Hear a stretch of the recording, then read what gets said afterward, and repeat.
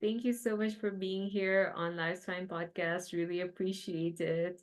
Do you want to start off by telling us a little about yourself? Yeah, sure. My name's Nicole Smith. I'm in my 40s and I live in the United States in Pittsburgh, Pennsylvania. I'm married with a couple daughters and a couple pets, and I've been published in a couple poetry anthologies, and I blog online under the name Momoetry. And do you want to tell us a little bit about your blog? Yeah, my blog is mainly poetry with some recaps of life in it. It's I call it Momoetry because the main thing of my personality is probably that I am a mom and that I write poetry about parenting. I really like your poems. I always enjoy your posts. The poetry, the mental health ones, just the life ones, all of them. I'm gonna link your site in this interview, so I would definitely recommend everyone to go check it out. It's really good. So the next question is, what made you want to start blogging? Um, my head, so I do write a lot of mental health stuff. In my head, there's just constant streams of thought that I need to figure out, and writing helps me understand myself and things that are happening in the world because there's a lot of times that I have no idea how things can be happening that are happening. And so I write to help me figure out life. Yeah, that's I think a really great reason to write. It's very therapeutic actually. So have you always been interested in writing, or is that something you got into later on in life? Um, I've been writing I've been writing poetry since probably I was like 13. And when I was a teenager, I had all the blogs or all the journals filled with the angst before blogs were a thing.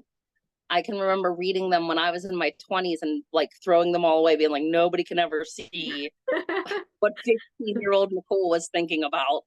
And but I've when my kids were little, I didn't have time to think, much less, write. But now that they're getting older and I'm finding some time for myself, writing has just come back and it helps me cope with the thing of letting go. Right. That's really great. Yeah.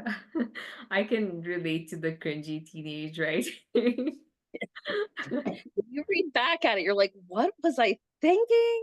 Yeah, you're like, no one can read this ever. Right. That's exactly right. So you often write about your family and kids. Is it difficult to see your kids growing up? And when you do get negative feelings about that, how do you handle those feelings? I think a lot of my listeners and readers are parents, so that'd be very helpful for them. I feel in general that parenting, like before you're a parent, you're given this like glossy view of how everything is going to be. Nobody's like really honest about how hard every single thing is. Um, and I feel like I spent, so it has been a little harder with me. I have a daughter that's a freshman, just finished her freshman year of college, and I have a junior in high school in American high school, like class wise. But letting go has been really hard for me, and writing about it so blogging about it helps because there's always somebody out there that's like, oh, I felt like that. And I don't feel like a lot of people talk about it. Like, it's really hard. It's great, it's beautiful, it's wonderful, but it's also really hard. Right. Yeah, I can imagine. Definitely, I think parenting is a lot harder than people realize or talk about. It's insanely difficult. Like you don't get a day off from being a parent ever. Right. And I feel like when you're growing up and stuff, when you think about it, it looks so easy, and then you get in there and you're like, what the heck was I thinking? Yeah, and it's like so much of it is just things you don't even expect. I feel like I'm not a parent, so I can't really say like that's my experience, but like I just from what other people say, it feels like so much of it is like you when you imagine it when you're younger, it's like all these you make fun memories with your family and stuff, but like Yes. it's like 90% of it is just unexpected stuff that you had no idea. Right. I agree with that. Yes, that's exactly sounds right. Okay, so I know that you talk a little about body positivity and how you're working on loving your body and yourself in therapy and all those things. So, do you have any advice to anyone who's struggling with loving themselves as they are? It starts before you love yourself. You have to accept yourself. My cousin and I have this thing where we'll be like, my body's just my body, or like, I didn't want to wear a tank top today because my arms, but my arms are just my arms. And then you like, we followed up with like, and my arms have held so many like kids. I picked people up that fell, and I carry in all the groceries. My arms are just my arms. So I feel like you have to start with acceptance, and then you get in there with love. Um, so the little, and changing your line of thinking is a very big thing for me, because society and their idea of beauty, it's pushed on us constantly. Yeah. And I feel like you have to internally separate yourself from that before you can learn to start to accept and love yourself. It's a journey, and it's not fast, and there's still days that I struggle with it, but I mean, I have a really good life. I would rather be fat and happy than skinny and miserable. So I'd rather just accept myself as is and continue to live the life that I live. Yeah, you're so right, especially about like the media and everything just pushing like a specific body type. I feel like Yes. it's pushed constantly, they're pushing perfection, which is like so unachievable for anyone, let alone like a regular person just living their life. So I think getting away from that is so helpful. Like I realized as a teenager, I had like a lot of body issues because I was constantly like comparing myself to people on Instagram because that's when Instagram was really starting out and was getting big and all these influencers were like on your page all the time. But as soon as I Yeah. got away from that and like I unfollowed a lot of people like that was making me feel bad about myself and my body, like it helped so much. Like I just feel so much better now, not comparing myself constantly. Yeah. I also too, that was something I had to learn to do, was like to follow other plus size people. Yeah. And there's like tons of things. There's like this girl that's, I think her name is Ashley Hikes on Instagram. And it's just everybody living their best life, that like health isn't limited to one size. I like that more than the people that are fake posed and photoshopping their pictures before they post them. Like I like the realness, and I had to learn to do that too, to like call down my list to people that like things I wanted to see, not things that I was just digesting. Right. Yeah, absolutely. I think there are a lot of like very good body positivity influencers now who are like either plus size or they're showing what their body really looks like minus all the Photoshop with, hyperpigmentation, the stretch marks, all those things that are very natural. So Right, yeah, I think following people like that helps a lot as well because it kind of reminds you that people are just people, like everyone looks like that. right, right. Yeah. There's a very small percentage that are even really there. I don't really think there's anybody that's flawless, but the way society deems it, Yeah. you know? Yeah, like the traditionally attractive. But I feel like even that, like they change so much about themselves. They get so much done sometimes. Sometimes it's just Yeah. blatant Photoshop and like it's just no one is perfect, right? Like, yeah. So the next question is, I know you talk about mental health and your own struggles with anxiety and depression and things like that. So what advice would you give someone who is also struggling with their mental health? Is there anything you would like to share? So for me, the best thing that's helped me is therapy. I wish everybody just had a therapist, but I know that's not attainable for a lot of people due to insurance, and just it's shunned against culturally, like Right. made to think. I mean, I know people that still to this day won't go to a therapist because they're like, once it's in your chart, it's always in your chart. I'm like, yeah, and it's in everybody's chart because everybody's struggling. Yeah. But there's little things you can do, like I listen to music, take a short walk, I journal, obviously. I'm very upfront with my mental health struggles because When I was growing up, it was made to feel like something that was like almost shameful and embarrassing. Mhm. And I don't want other people to feel like that. Like, I have this really good life, but yes, I also struggle with depression and anxiety, but I keep going. Yeah.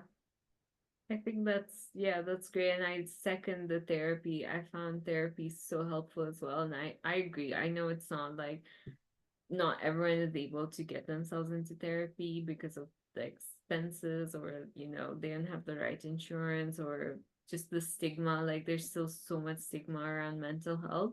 But yeah, I think therapy, like even if you're not struggling, I think therapy just helps in general. Like it just helps so much to just let everything out.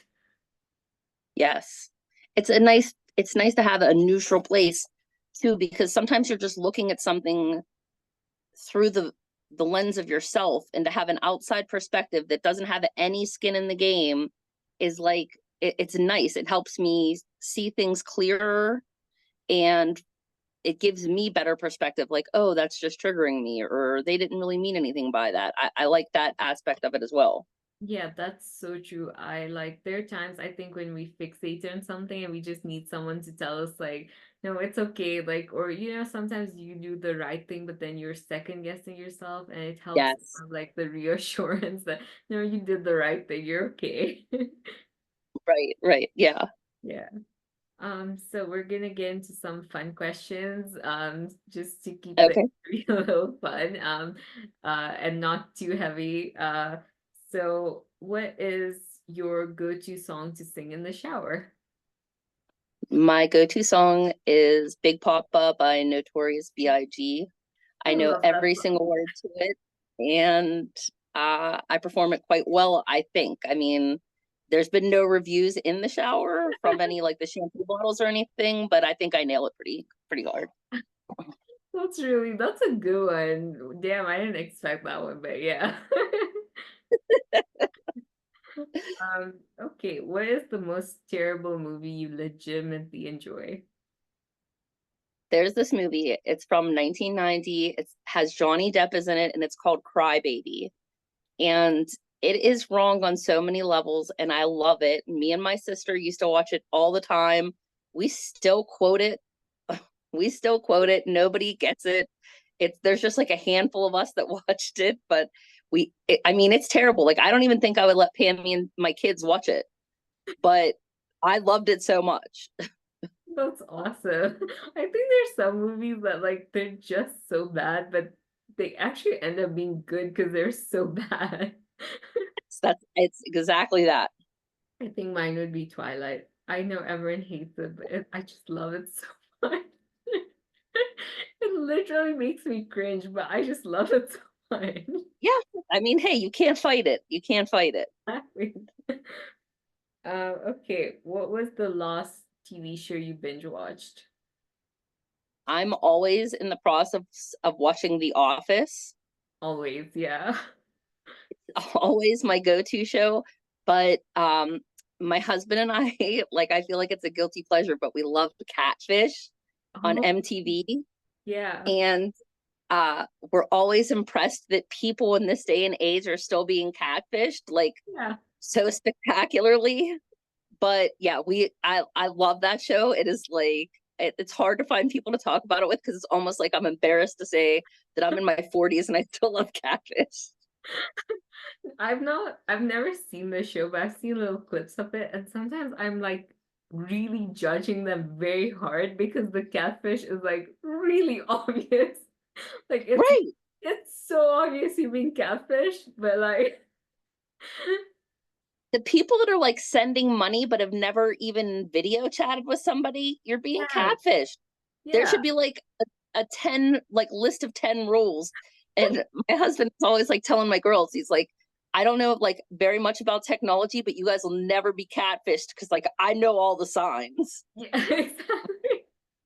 Or like the fact that like they send like if they ask for a picture, they send like an obviously random image from Google that looks so fake. That always gets me.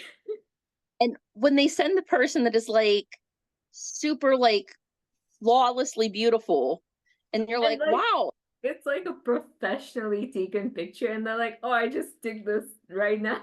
Like, Right. And then, oh, by the way, can you Venmo me $20 so I can get a coffee from Starbucks? Get out of here.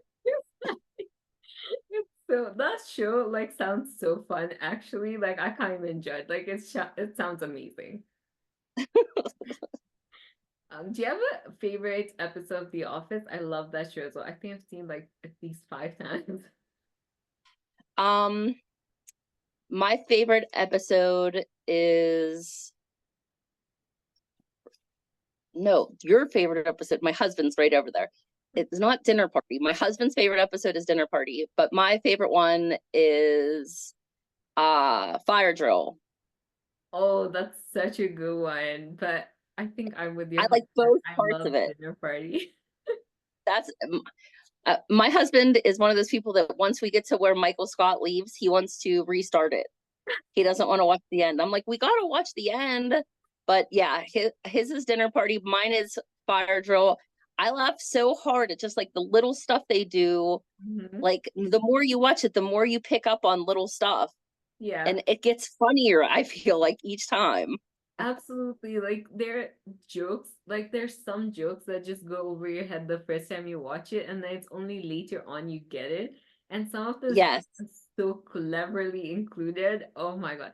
I have to say Fire Drill is a really great one as well. Like, oh my God. It's so funny. Yeah. I mean, I just feel like it's such a good show. Yeah. Yeah, for sure. I think The Office is one of those shows like you can just have on no matter what. Like, Like you can always rewatch it. It's so good. Yeah. Even like I know people say they don't like the first 1 or 2 seasons, but I love them. I don't know. I think they're really funny. when I can remember the first time I watched the first episode, I was like, I'm not really sure about this. And then they got to the end where the stapler was in the jello Oh, I love and that. Yeah. they started making all those puns and I was like, I am in. This is for me. And I like the cringe. Like it makes it Exactly. almost better. Yeah, yes, exactly. Like that's I find like that's like such a unique like comedy. Like I feel like The Office invented like a whole new genre of comedy, like with the mockumentary and everything. It's just so good. Yes. Yeah. And like back like the first original Michael, like the way he's just so he has no filter. It's so good. Like I love it. Yeah. So the final fun question. If you could visit any country, what country would you visit? Like, what's the one country you'd really, really want to go to? Um, I want to say it would be Greece. I really like history and Greece has like mountains and beautiful beaches and so much history. Right. I and I've read so many books I love to read, and that they just always describe it so beautifully that like I want to see it. I want to like, be eating charcuterie on a balcony overlooking the ocean and I want to pass something that was built 1,000 years ago and be able to touch my hand to the stone and think, holy cow, people built this. Like Yeah. I want to see that. I want to see the history. Yeah. I think like as someone who also really likes history, Greece is like a very good pick. I think you'd love like there's just so much history there. Like you'd never get bored. Yeah. Yeah. So I think that's it for the questions. Thank you. So final like at the end, I usually ask, is there anything else you want to share? Anything you want to add? Yeah, I actually did. I jotted a note down. I want to say uh I really appreciate you asking me to do this. It was cool. I love your blog. I like your poetry. I love it when you do a restaurant review, and I'm always shocked if you don't order French fries because I just feel like I just associate you with getting French fries at this point. I love the pictures when you go to a place like that has cool animals or plants and stuff. Um, and even your like logging how-to things are very helpful. I mean, I'm not online to try to like be a have a business like my blog be paid or anything, but just some of your tips are good for anybody, and they're very simple. And I just want to thank you. I mean, you're an inspiration for the community. You've been doing this a while, and you're always like innovating and keeping things going. So thank you. Oh, thank you. That's so sweet. Let me tell you, I will get French fries if it's on the menu. If I don't get French fries, it means they didn't have them or they specifically told me no. All right. Well, then that answers that. Now I know. So thank you as well. I love your blog too. I'm so glad we could meet thanks to WordPress. So thank you as well. All right. I'll talk to you again soon. Thank you.